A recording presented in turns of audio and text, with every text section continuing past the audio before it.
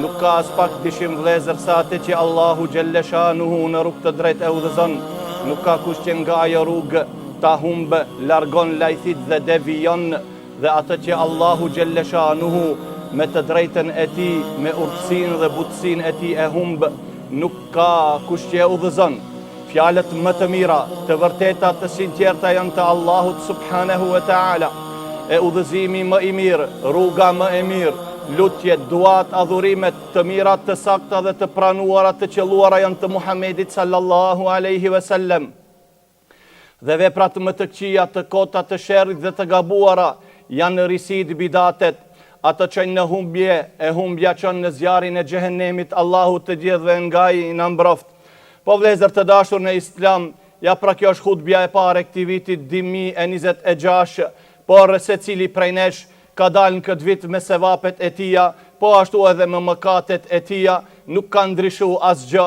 Meleku që ndron i gatshëm, i shkruan sevapet, ai tjetri i shkruan mëkatet.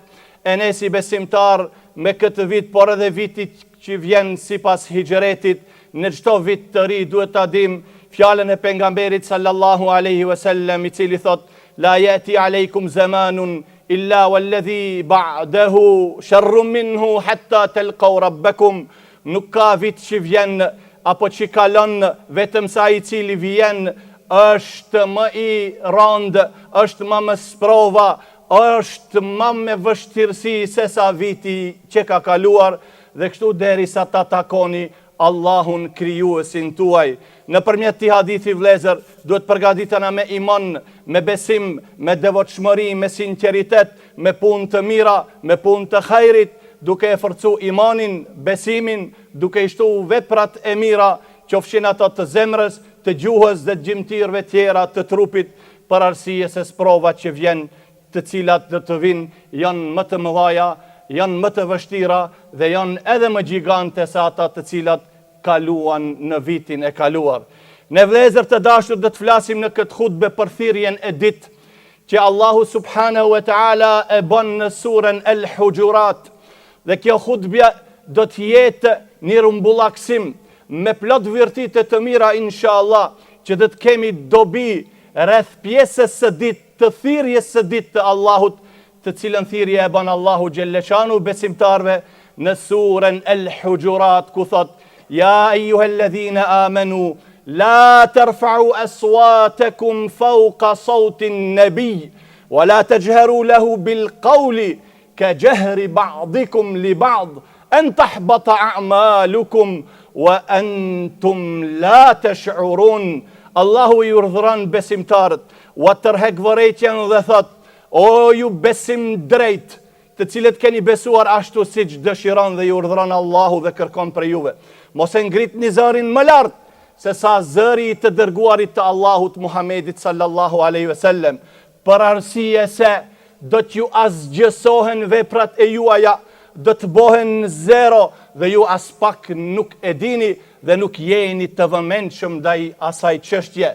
Prandaj Imam Maliku, kthehemi edhe një herë, i tha Abu Ja'far al-Mansur: ja emir al-mu'minin, la tarfa sautak fi hadha al-masjid, fa inna Allah subhanahu wa ta'ala أدب قوما فقال لا ترفعوا أصواتكم فوق صوت النبي ومدح قوما فقال إن الذين يغضون أصواتهم عند رسول الله أولئك الذين امتحن الله قلوبهم للتقوى لهم مغفرة وأجر عظيم وذم قوما فقال لهم إن الذين ينادونك من وراء الحجرات أكثرهم لا يعقلون. O prisi besimtarve, mëse qa zorin këtu është xhamia Muhamedit a.s. Për arsye se në këtë xhami Allahu Gjelleshanuhu e edukoi një grup njerëzish dhe ju tha: mos e ngritni zërin më lart se sa zëri Muhamedit a.s. Dhe Allahu e livdoi një popull, një grup njerëzish dhe tha: ata të cilët kanë kujdes dhe ulin zërin e tyre në praninë e të dërguarit të Allahut, Allahu zemrat e tyre i ka sprovuar dhe ka gjet iman, për ato ka mirësi dhe vepra të mëdha.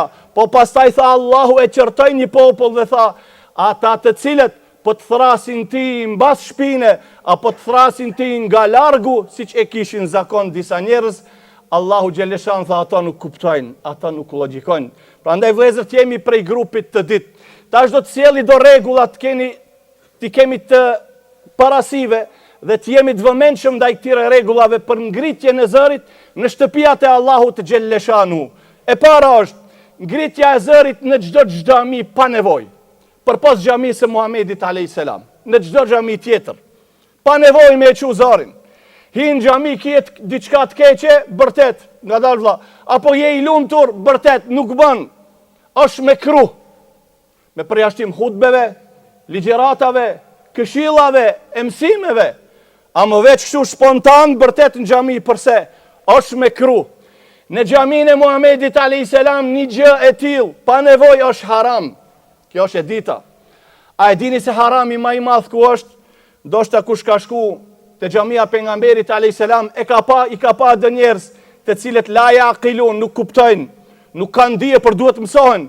Ato çka bëjnë, aty ku është harami më i madh, e çojnë zërin edhe më lart pranë varrit të pejgamberit sallallahu alaihi wasallam, bërtasin ja Resulullah e kështu me radhë. Edhe pse bëjnë shirkiate, duke kërkuar ndihmë prej pejgamberit alayhis salam, shëroma këto, martoma këto, e kështu me radhë, më jep pasuri e gjëra tjera, veç asaj mëkati është i madh, edhe nëse jep vetëm selam Muhamedit alayhis salam me zë të lartë, nuk është e lejuar, për zëri duhet të ulur.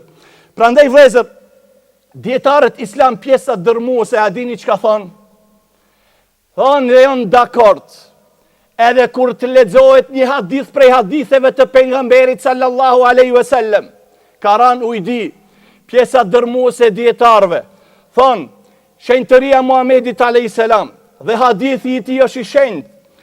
Një lloj si kur se flet pejgamberi alayhis salam, si kur t'ishim të gjallë, do t'ishim të obliguar të heshtim, e njëjta është edhe kur të lexohet hadithi pejgamberit alayhis salam, nëpërmjet ligjëratave, nëpërmjet hutbeve, duhet me heshtur, duhet me ndëgjuar, duhet me tregu kujdes, edukat, sjellje të mirë, për arsye se thonë, shenjtëria e hadithit të Muhamedit alayhis salam, edhe pse na transmetohet në për libra, në përmjet thirrësve, dietarëve, hoxhallar, ajo është e njëjtë sikur se me ndëgju nga goja e pejgamberit sallallahu alaihi wasallam.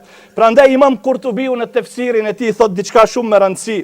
Kto e ka përcjell nga Ibnul Arabi, thot: "Hurmatun Nabi sallallahu alaihi wasallam mayitan ka hurmatihi hayya, wa kalamuhu al-ma'thur بعد موته في الرفعة مثل كلامه المسموع من لفظه فإذا قرئ كلامه وجب على كل حاضر أن لا يرفع صوته عليه ولا يعرض عنه كما كان يلزم ذلك في مجلسه صلى الله عليه وسلم."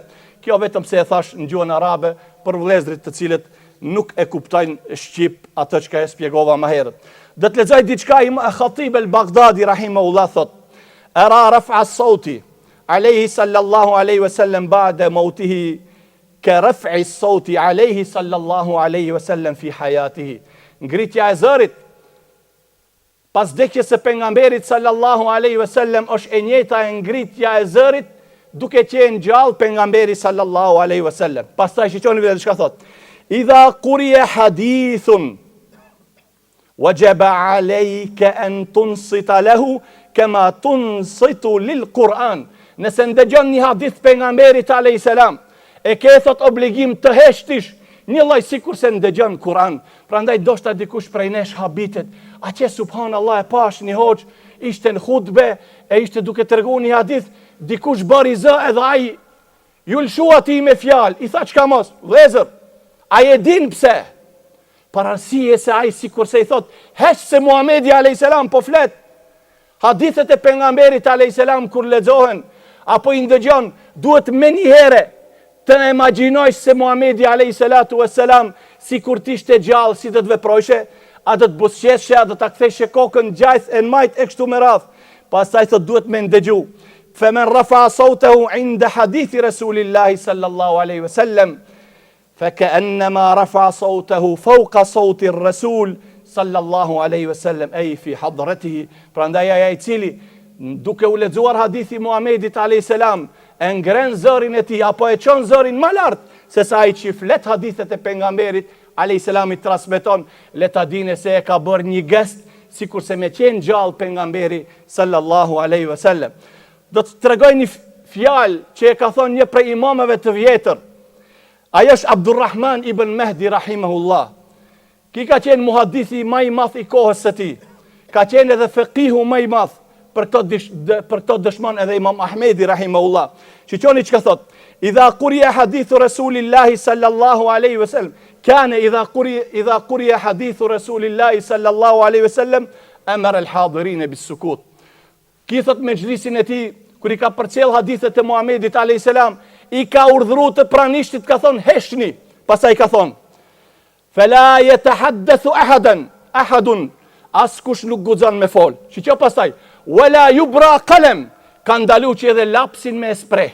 Për shembull, me mpreh lapsin kur lexohet hadithi Muhamedit alayhis salam, jo, ajo punë duhet bëhet para, jo këtë të vish me xhlis. Kur lexohet hadithi Muhamedit alayhis salam, me marr lapsin edhe me mpreh, e ka ndalu. Pastaj wala yabtasim ahad, edhe askush nuk ka guxuar me buzëqesh me njëri tjetrin. Merhaba, a je mirë, jashtë xhamis dhe mbas dersit, nuk bën brenda dersit. Ka ndalu. Pastaj shiqoni thot ka qenë me xhlisi i tij, fa ka'anna ala ru'usihim at-tayr.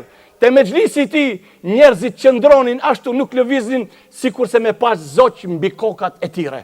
Ashtu rinin. Apo sikur zogjet vinin, pushonin mbi kokat e tyre, do të mendonin se këto janë trupa të ngurt dhe nuk janë njerëz, do të pushonin aty rahat. Vlezër, unë do ta lexoj tash në librin që e ka thonë nxënësi i zellshëm dhe i sjellshëm i Sheikhul Islam Ibn Taymiyes, Ibn Qayyim al-Jauziyja rahimahumullah, në librin e tij Madarijus Salikin, ka thonë diçka shumë interesante te pjesa e tretë. Do ta lexoj vetëm pak. Thot: "Idha kana mujarradu raf'i as-sawt 'ala an-nabi sallallahu alaihi wasallam yuhbitu al-'amal." Vetë që kësaj fjalë kushtori rëndësi dhe përpiqeni ta mësoni, por edhe pyetni pastaj si ishte. Se kjo është ajmtlini, kjo është mjalta. Fjalët e këtija peshojnë, subhanallah, mbi gjitha ato që ka i kemi thonë pos fjalëve të Allahut dhe fjalëve të pejgamberit sallallahu alaihi wasallam. Thot, nëse qenka vetëm ngritja e zërit ma lartë se zëri Muhamedit alayhis salam, e bë ka kjo gjë e tillë, ki gest, që veprat e besimtarit të anullohen, të bëhen 0-0. Që pastaj çka thot vëllezër? فكيف بمن قدم عقله أو قول غيره على قول وفعل النبي صلى الله عليه وسلم. Edhe njerë, nëse qenë kanë ngritja e zërit, më lartë se zëri pejgamberit alayhis salam, shkaku kryesor që veprat e robit të asgjësohen, të bëhen 0, vetëm ngritja e zërit. Thot, nëse kjo është shkak, çka është puna atij personit, i cili menden e tij, kokën e tij të drishkur, edhe i merr fjalët e tjera dhe e refuzon fjalën e Muhamedit sallallahu alaihi wasallam, e refuzon veprën, traditën e tij profetike, çka është puna e kësaj krijese, thot.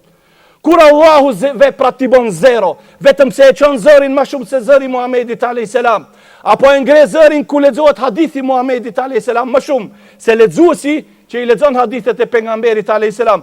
Nëse kjo thot është shkak që veprat bëhen 0, çka është puna e tij xhahilit, i cili hadithet e Muhamedit alayhis salam i refuzon, i cili hadithet e pejgamberit alayhis salam i keq interpreton, dhe i cili e lufton edhe rrugën, traditën e pejgamberit sallallahu alaihi wasallam. Habitën vëllezër me këto thon të njerëz. A e din se çka janë duke vepru? Kur i ndalojnë njerëzit, mos me përhap sunetin e pejgamberit alayhis salam në xhamia.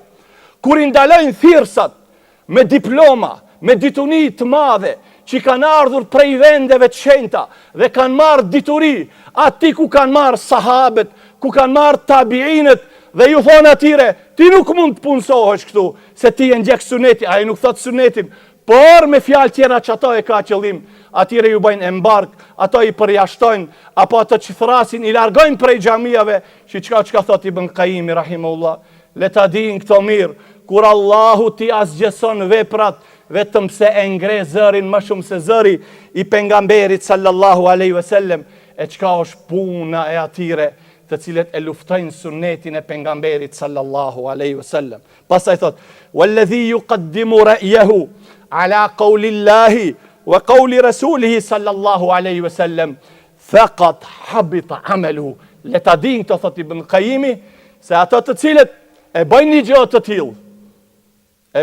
të tillë, Allahu xhelleshanu wa ka azgjësuar atyre veprat dhe wa ka bërë veprat e tyre zero. Prandaj vëllezër, është diçka shumë interesant. Duke vazhduar ku thot Allahu wala tajharu lahu bil qawli ka jahri ba'dikum li ba'd. Dhe pejgamberit alayhis salam thot Allahu, mos i drejtoheni me fjalë ashtu sikur i drejtoheni njëri tjetrit. Ti shokun ton mund t'i thosh, "O Ahmet, e çon pak zorin, pa marr parasysh." Thot Allahu, këtë mos e bëni me pejgamberin alayhis salam, apo me hadithet e pejgamberit alayhis salam, mos i trajtonin këtë mënyrë. Pastaj Allahu thot në surën Nur, "La taj'alu du'a ar-rasuli ka du'aikum ka du'ai ba'dikum ba'da." Mos e bëni thirrjen e të dërguarit të Allahut një lloj si thirrja e juaj me njëri tjetrin. Vëllezër, është diçka interesant. A e dini në Kur'an Allahu xhelleshanu emrin e Muhamedit alayhis salam Muhammed sa herë ka përmend 4. Dhe një herë ka përmend Ahmed. Asnjëherë Allahu në Kur'an nuk ka thonë ja Muhammed, asnjëherë. Por ka thonë Muhammedun Rasulullah, e ka përmend Muhamedi i dërguari i Allahut. Allahu xhelleshanu profetët të tjerë ja Adem, ja Ibrahim, ja Nuh, ja Musa, ja Isa, ja Yahya, ja Zakaria, për emri. Pejgamberin sallallahu alaihi wasallam me statusin nebi e ka thirrë Allahu xhelleshanu 13 herë. Ja ayyuhan nabi, ja ayyuhan nabi. Edhe kur ka dash Allahu ta këshillone, nuk i ka thonë ja Muhammed. Nuk e ka thirrë ja Muhammed, por i ka thonë ja ayyuhan nabi. Sa herë? 13 herë. Thot Allahu në surën Tahrim, ja ayyuhan nabi, lima tuharrimu ma ahalla Allahu lak. O ti nebi, o ti profet, pse ja bën vetit tënd haram atë që Allahu ta ka lejuar? Kjo e ka tefsirin e vet. Pastaj Allahu xhelleshanu çka i thot pejgamberit alayhis salam? Do të marr prej sicilës gati shemblla, ja ayyuhan nabi dhe ja ayyuhar rasul. Ja ayyuhan nabi, i tha Allahu xhelleshanu, qul li azwajik wa banatik wa nisa'il mu'minin yudnina alayhinna min jalabibihinna. O ti profet, thuaju grave tua, vajzave tua, grave bijave të muslimanëve, le ta vëdojnë hijabin, mbulesën, gjilbabin e tyre. Por nuk i tha o Muhammed. Resul, o i dërguara, e dini sa herë ka thirrë Allahu pejgamberin alayhis salam? 2 herë. Ja ayyuhar rasul balligh ma unzila ilayka min rabbik. O ti i dërguar, përcjellja të tjerëve atë që Allahu ta ka zbritur ti. Dhe i ka thonë Allahu xhelleshanu me Rasul, ja ayyuhar rasulu la yahzunka alladhina yusari'una fil kufr. O ti i dërguar, mos u mërzit për nxitimin e një grupi të njerëzve të cilët nxitojnë te kufri, te hidhrimi Allahut subhanahu wa taala. Shqoni vëllezër, e ka thirr o Rasul, o i dërguar, 2 herë në Kur'an. O nebi, o ti profet, 13 herë. Muhammed emrin ja ka përmend, edhe një herë Ahmed, por asnjëherë nuk i ka thonë o Muhammed. Çka kuptojmë për kësaj? Allahu xhelleshanu vëllezër, edukatën, edepin, sjelljen, karakterin, moralin, etikën më të madhe e tregon me të dërguarin e tij dhe të dashurin e tij Muhammedin sallallahu alaihi wasallam. E ku mbet ne? Allahu shiqoni edhe kur elshon Allahu mëshirën, begatin e tij ndaj pejgamberit sallallahu alaihi wasallam, faljen dhe mëshirën, si i thot? A thot Allahu në Kur'an, inna Allahu wa malaikatahu yusalluna ala Muhammad, ala nabi. Ala nabi. Nuk thot Allahu inna Allahu wa malaikatahu yusalluna ala Muhammad, po thot inna Allahu wa malaikatahu yusalluna ala nabi. Edhe këtu Allahu e ka ngrit dhe këtë fjalë Allahu nuk ja ka dedikuar askuj prej profetëve dhe të dërguarve të tij, vetëm Muhamedit alayhis salam. Me ato nuk ka thonë Muhammed, nebi. Edhe këtu ka treguar Allahu xhelleshanu edukat, sjellje, moral, që edhe neve me na mësu që kini kujdes. Kjo është krijesa ime më e dashur. Kjo është krijesa ime më e ngritur. Kjo është edhe i dërguari juaj, dhe duhet ta doni më shumë se vetveten tuaj, familjen, pasurinë, dhe të tregoni ndaj tij sjelljen, etikën, edukatën më të lartë. Prandaj Allahu thot inna Allaha wa malaikatahu yusalluna ala nabi. Allahu subhanahu wa taala mëshirën, bereqetin, begatit e tija ja zbret Muhamedit alayhis salam, i zbret mbi atë, mbi të profetin e tij. Po ashtu edhe melekët e Allahut e lusin Allahun, kërkojnë falje, kërkojnë mëshirë, begati, që Allahu xhelleshanu ta mëshirone, ta begatone, ta ngritë më lart Muhamedin alayhis salam, dhe thot ja ju alladhina amanu sallu alayhi wa sallimu taslima. O ju besim drejt, thot Allahu, edhe ju kërkoni mëshirën, begatin, bereqetin, mirësitë e Allahut, ndaj të dërguarit të tij dhe dorëzoheni ndaj urdhrave, gjikimit të tij të Muhamedit alayhis salam, dorëzoheni në dorëzim të plot me qejf edhe me dëshirë. Prandaj vëllezër, keni kujdes ndaj fjalës së Allahut dhe fjalës së pejgamberit alayhis salam, kur ato lexohen me tregu edukat, me tregu sjellje, me i ndëgju, me i kuptu dhe me ju nështru atyre me të gjitha gjimtirët e trupit. E qulu qouli hadha wastaghfirullah.